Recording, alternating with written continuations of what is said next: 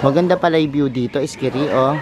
Punong-puno siya ng succulents. Gymno, na magkano natin binenta ang gymno natin? 30 pesos. Meron na rin pong may-ari nito.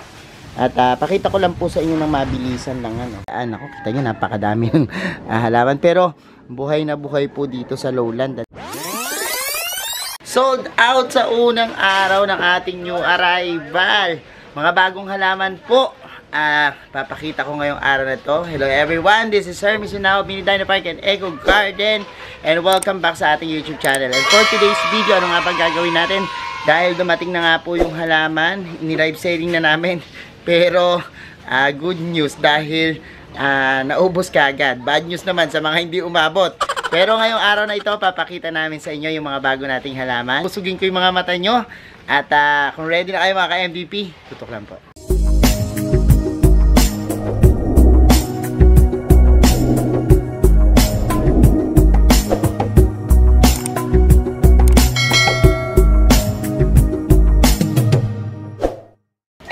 Mga ka-MVP, at ngayon nga pong araw na ito, tunghayan nyo po yung mga bagong halaman kasi po every Saturday nagkakaroon kami ng new arrival dito. May dumarating kaming mga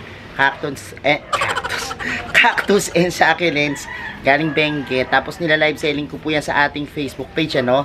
So sa mga hindi pa po naka-follow sa ating Facebook page, ang ginagamit po namin ngayon yung Hermes Sonaco Plants na Facebook page, ano. Diyan po kayo manood every Saturday. Meron po kaming ginaganap na live selling, no.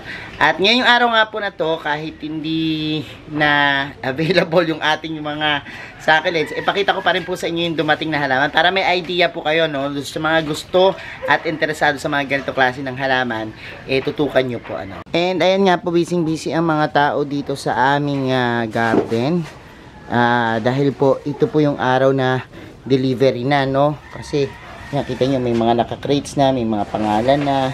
Meron tayo dito mga, ayan, murang-murang gymno na magkano natin binenta ang gymno natin? 30 pesos, 35 pesos, parang gano'n, ano. Tapos, ayan, meron tayong mga naka-sale na jade plant. So, yan na lang yung kanina nating inabutan. So, ngayon, may repotting session dito. Yan po, gamit ang MVP soil mix ng bayan. Naglilipat po tayo para doon sa mga na-order natin. Although itong mga rider namin nakapag-deliver na po kanina, I hope meron pa bang natitirang maipapakita. Ito siguro yung inyo, kung nakikita niyo, rose cabbage namin, tinatanggalan po namin siya ng lupa. Ganito po kami magtanim dito sa lowland kasi iba't ibang klase po ng lugar, iba't ibang location, iba't ibang potting mix din po ang kinakailangan para mabuhay yung mga succulents, ano. So eto, meron na may-ari. Meron na rin pong may-ari nito. At pakita ko lang po sa inyo ng mabilisan lang, ano. Ganyan po kagaganda yung ating mga succulents. And I know yung iba sa inyo naku-curious, ano, kung paano alagaan to kasi meron iba hindi talaga nabubuhayan.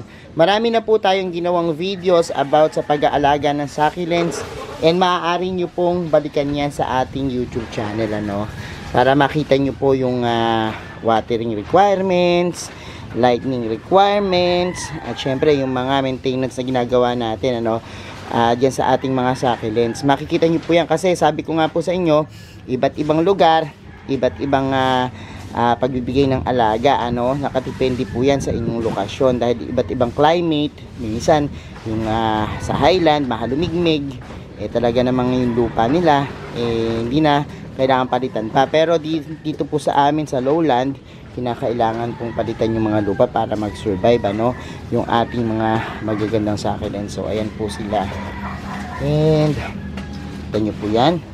Dito naman, ito order na rin to, no. Grabe, napakagaganda po ng mga jade natin. Ang mga jade na talaga namang mamula-mula po yung mga tips, oh. Tingnan nyo po, oh. Ang ganda. So, yung iba sa inyo, I'm sure na mga nanonood sa akin, merong ilan po talaga na nabuhayan na rin, ano, ng mga jade at nakakabuhay na sila sa lowland. Base po sa ating mga experience na itinuro dyan sa ating YouTube channel, ano.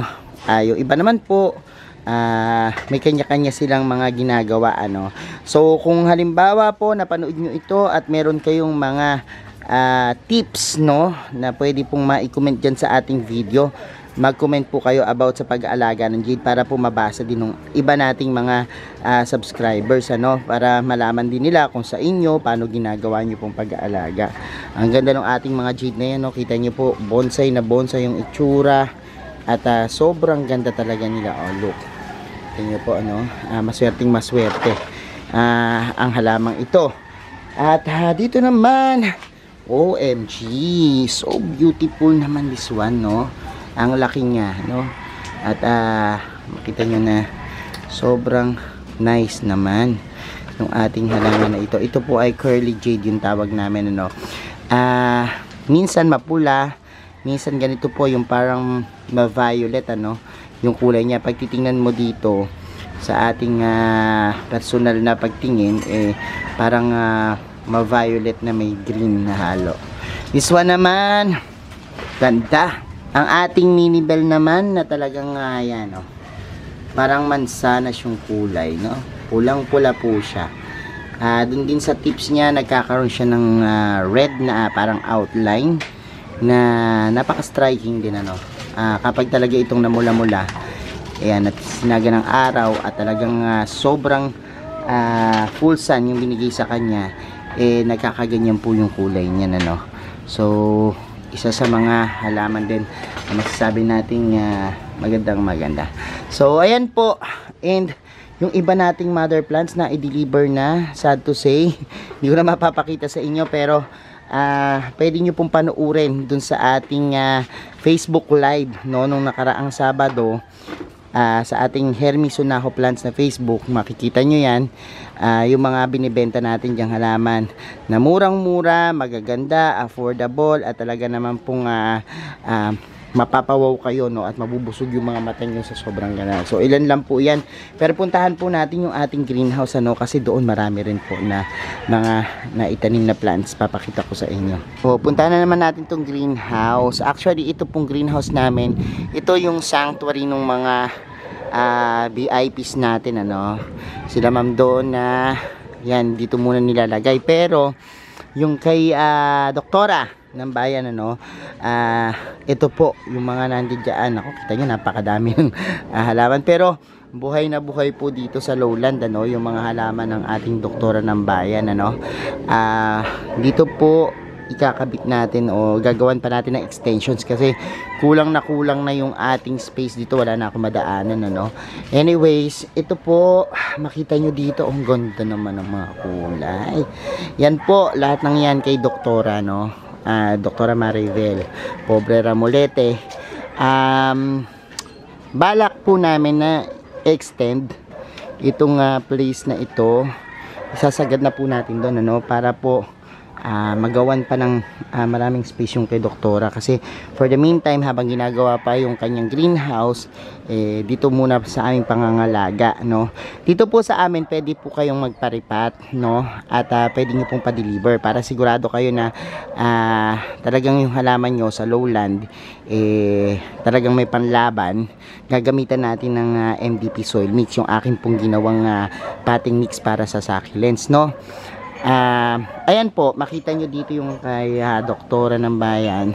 Itong gagawin namin is plant museo ni doktora dito sa side na ito. Tapos papahaba namin, lalagay ano na ginagawa mo dyan? Extension dahil wala nang space. No space, no, wala na po kami paglagyan. Anyways, sabi ko nga po, balak namin na gawa ng extension din itong ating greenhouse papunta doon, ano, no. So yun, sasakupin namin yung pinakalikod na yon, tapos tsaka namin gagawa ng mas magandang lalagyanan, ano, para magkasya, kasi ayan po, kita nyo, feeling ko ang ganda-ganda niyang tingnan. Pag nasa taas ba magandang tingnan? Nasubukan mo na? Pag natapos na lahat yung mga birds. Sige, pero bigyan natin sila ng free view, no. Ito yung kubo namin, akit tayo dito, no, sa may kubo. Ano yung nakaharang pala, wait, naku, baka bumagsak ako rito, no. Anyways, subukan lang natin, bigyan kayo ng free view. aakit tayo sa taas, no? Para makita nyo yung plant mausoleo ni Doktora. So, ayan. Naku, ang gandang tingnan, ano. So, ayusin natin yan. At tinignan ko lang kung maganda yung view dito. Maganda pala yung view dito. Iskiri, oh. Punong-puno siya ng succulents, ano. Anyways, ayusin muna namin yan. Tsaka ako kayo bibigyan ng magandang views dito. Wag sana ako mahulog dito sa aking tuntungan, ano. At kaya anyways, ingat muna tayo dito. Maraming baging-baging din, no. Oh my God. Wait. Oh, ayan. Nakita ko lang sa'yo. Nakakot na po dito. Punta pa tayo doon sa pinakadulo. Ito kay Ma'am Donna muna to, no. Pero ito po, dadalhin namin sa Pangasinan, ano. Yung kay Ma'am Donna. Dahil, meron po tayong ginagawang bagong project din doon sa farm niya. And, mapapanood nyo rin po yan doon sa aking mga video, no. Yung mga projects natin. Outside po dito sa ating garden. Ang ganda. Ganda nitong mga Mendoza, oh. Grabe. Yung kay Doktora ng Bayan, Doktora Maribel, ano. Grabe yung Mendoza niya. Sobrang Laguna talaga, no. Ang ganda rin ng mga red ives. So, yan po yung pag-aalaga ng succulents dito sa lowland, ano. Sa mga susunod na series po natin, makikita nyo rin po kung paano alagaan, ano, bibigyan namin kayo ng tip pag-aalaga ng mga succulents sa lowland, no? Yan. Oh, this one is Ellen. Dami. Oh, di ba? Ano na? Kamusta na? Saan pa natin lalagay? Ito pa, meron pa dito isa. Hindi lang ko nalagyan, mabuhay yan. Mabuhay yan. Oh, sige. Oh, sige. So, ayan po. Hopefully, sana kung itong linggo na to, mapalagyan namin yun ng CB ng pinakabagong ganito, malagyan natin siya, no, para kung sakasakali ma-extend natin tong ating greenhouse, no, para doon sa mga bago. Ang gaganda talaga ng mga succulents na ito. Oh, look. Oh, diba? And ayan, maraming magaganda. Agad ang bulaklak, no. Nabubusog na ba ang mga mata nyo? I hope. Oh, dito naman yung there's more. Mga golden barrel. May mga vertical pa ito. So, meron pa raw yung vertical. Try kong maipakita pa sa inyo, ano. At, ayan po yung ating mga succulents dito. OMG! And, ayan, oh.